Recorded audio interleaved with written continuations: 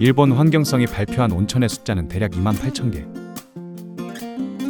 그야말로 온천의 나라라는 표현이 과장이 아닙니다. 그러나 실제로 천연 온천수를 그대로 사용하는 공중 목욕탕은 일부에 불과하죠. 일본에서는 온천의 정의가 명확히 구분이 됩니다. 온천으로 인정받기 위해서는 땅속에서 용출된 물의 온도가 섭씨 25도 이상이거나 온도가 미달이 되더라도 리튬이온이나 수소이온과 같은 19가지의 특징 성분 중 하나가 규정량 이상 포함되어야 합니다. 결론적으로 온천이란 자연이 만들어낸 특별한 물을 의미하죠. 그런 관계로 대부분의 일본인들이 쉽게 접하는 온천이라는 것은 수돗물을 가열한 슈퍼센토와 같은 장소가 아닐까 생각이 듭니다.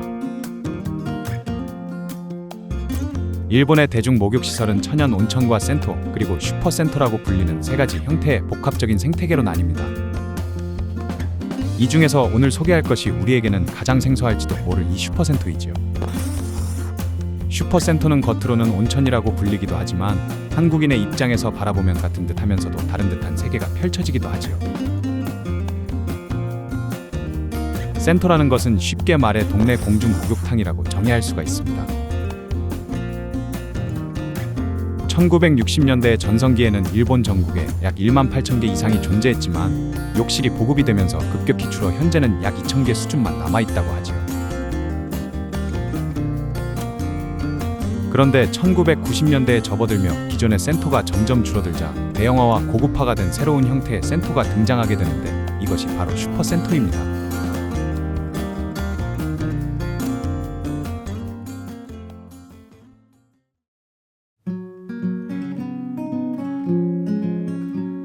한국인에게는 찜질방이 단순한 목욕 그 이상이듯 일본에서도 슈퍼센토가 차지하는 위상은 우리나라의 찜질방이 갖는 사회적 위상과 비슷하다고 볼 수 있습니다.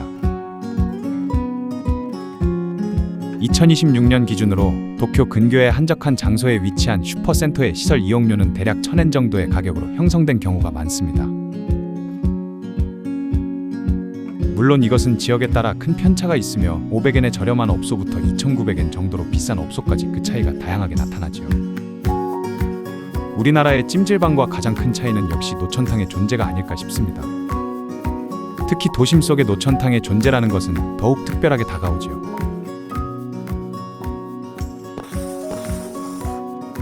비록 땅에서 바로 솟아오른 진짜 온천수는 아닐지라도 하늘과 주변 경치를 둘러보면서 즐기는 그 순간만큼은 진짜 온천의 감성을 충분히 느낄 수 있습니다.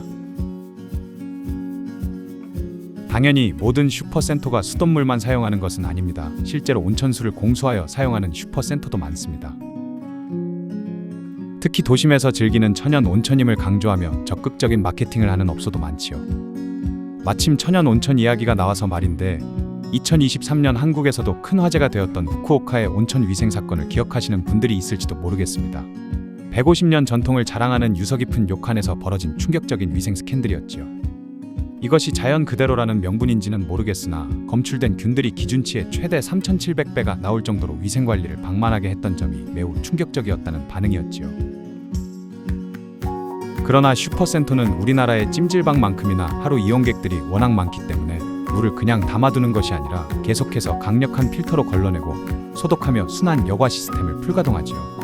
일본의 공중 목욕시설을 처음 이용하시는 한국인이라면 굉장한 문화적인 충격으로 다가올 수 있는 부분이 한 가지 있는데 일본의 남탕에는 여성 직원이 들어와서 수건 정리를 하거나 욕실, 화장실 청소를 하는 경우가 매우 일반적입니다. 물론 이 경우는 보통 나이대가 어느 정도 있는 중년 여성들의 주 업무이기도 하지요. 그리고 여기서 끝나는 것이 아니라 일본에서는 아카즈리라고 불리는 때밀이, 그러니까 세신사 역시 여성이 맡는 경우가 흔합니다. 결론적으로 남성 고객의 때를 밀어주는 것도 우리로 치면 아줌마들이 해준다는 뜻이 되는데 아마도 우리나라 사람들의 입장에서는 이것이 두 번째 문화적 충격이 아닐까 싶네요. 그 외에도 입욕자의 문신에 대한 규정은 철저하고 엄격하여 작은 종류의 레터링 타투도 입장이 불가한 경우가 많습니다. 일본 온천의 문신 금지 정책이라는 것은 단순한 미적인 기준 때문이 아니죠. 이것은 문신이 범죄단체의 상징이라는 깊은 역사적 사회적 배경에 기인합니다. 그래서 일본 사회에서의 문신은 공동 목욕 공간에서 다른 사람들에게 위압감이나 불안감을 줄 수 있다는 이유로 아무리 작은 문신이라 할지라도 철저히 금기시되어 있었습니다.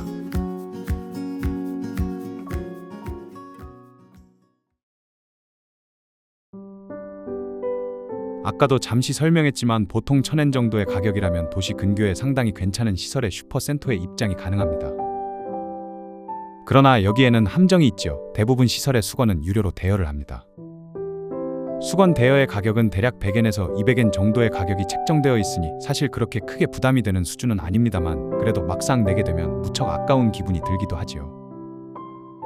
그래서 저는 수건을 챙겨가는 것을 꼭 잊지 않습니다. 목욕을 마친 후 공용 휴게실로 돌아가는 길에 놀라운 문화적 충격을 접할 가능성이 높은데 바로 어린이용 파친코의 존재입니다. 물론 진짜 파친코가 아니라 슬롯 머신의 형태를 띠고 있는 단순한 유희용 파치슬롯이라고 볼 수가 있는데 당연히 현금으로 교환되지는 않습니다. 가만히 생각해보면 우리나라도 예전에 문방구 앞에서 이런 종류의 놀이문화가 있던 것으로 기억하니 그다지 충격적인 풍경은 아닐 수도 있겠네요.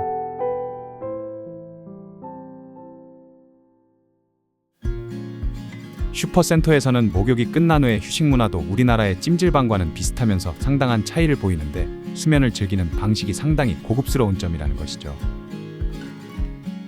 개인용 TV가 달린 고급 리클라이너 의자가 줄지어서 있는 휴게실에는 편안하게 숙면을 취할 수 있는 시스템이 구축이 되어 있는데 여기에 한번 자리 잡고 눕게 되면 그냥 집에 돌아가기가 싫을 정도입니다. 그리고 웬만한 최신 인기 만화는 물론이며 과거의 명작들도 거의 구비가 되어 있다는 점도 무척 신선한 광경으로 다가오죠. 휴게실에서 즐기는 식사의 퀄리티도 상당히 높습니다. 주로 돈카츠나 텐동, 라멘과 소바, 그리고 카레와 같은 음식들을 판매하고 있는데 이곳에 입점한 음식점들은 가격도 꽤 괜찮고 매우 준수한 맛을 보장하죠.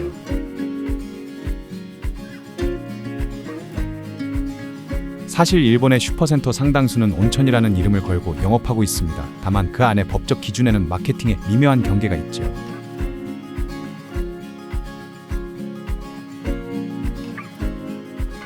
지하에서 물이 솟아날 때의 온도가 25도 이상인지 19가지 지정된 광물 중 하나라도 포함이 되는지 그래서 일본의 온천법의 기준을 맞추기 위해 천연 온천수를 공수해 수돗물과 섞기도 합니다. 그러나 이 슈퍼센터를 바라보면 굳이 온천이라는 이름에 매달릴 필요가 있을까 생각이 들기도 합니다. 물이 반드시 땅속에서 솟아오른 진짜 온천수일 필요가 있을까요? 수돗물인들 어떻습니까?